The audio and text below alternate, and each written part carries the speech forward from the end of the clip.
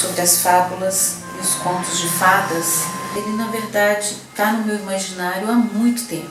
Foi quando eu trabalhei na Secretaria do Menor. E acontecia de eu contar uma história e algumas dessas histórias eles pediam para que eu repetisse. E aí eu contava e recontava aquela história. E eu comecei a observar que esse pedido da criança ele não era gratuito. Tinha uma intenção. Por que aquele menino gostava sempre de ouvir aquela história? Um pouco mais sobre o que podia estar atrás desses contos, simbolicamente falando. Por isso ele mexe tanto com o imaginário, não só da criança, mas também do adulto, né?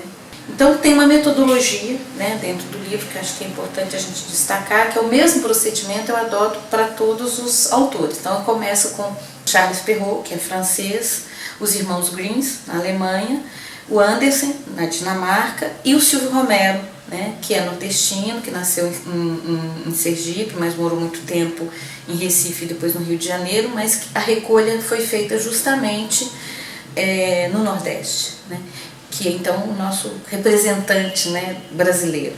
Na verdade, nesse livro o que eu tento fazer é cruzar, né, esses saberes, tanto dos estudiosos que querem perceber mais os aspectos simbólicos, como os que querem tratar mais dos aspectos históricos dos contos maravilhosos, para tentar compreender um pouco, né, mais da importância disso no imaginário da criança de todos os tempos. Uma explanação, né, a respeito da vida e do contexto da produção, né, em que contexto se deu essa produção, de tentar compreender as fontes históricas do conto maravilhoso. Por exemplo, por que tantas madrastas, né, dentro dos contos maravilhosos? As mulheres morriam no parto, né, morriam jovens, precocemente, e é óbvio que a quantidade de madraças então era enorme naquele período. Por isso elas aparecem com tanta frequência dentro dos contos maravilhosos. Esse é um aspecto formal, esse é um aspecto histórico.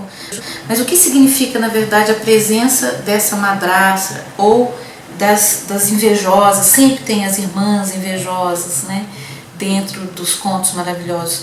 Esses elementos repetitivos, vamos dizer assim, eles não aparecem por acaso, eles têm um porquê, né? E isso também depende de cada conto, né? Então, a posição, por exemplo, das irmãs invejosas, ela está lá já no mito de Eros e Psique, né? Que eu também reproduzo aqui na íntegra, justamente para o professor compreender que esses aspectos que aparecem hoje no Conto Maravilhoso, eles são elementos primitivos de mitos, né? Que na verdade foram mantidos de alguma maneira pela tradição oral, e é por isso que eles são tão importantes, porque eles são míticos.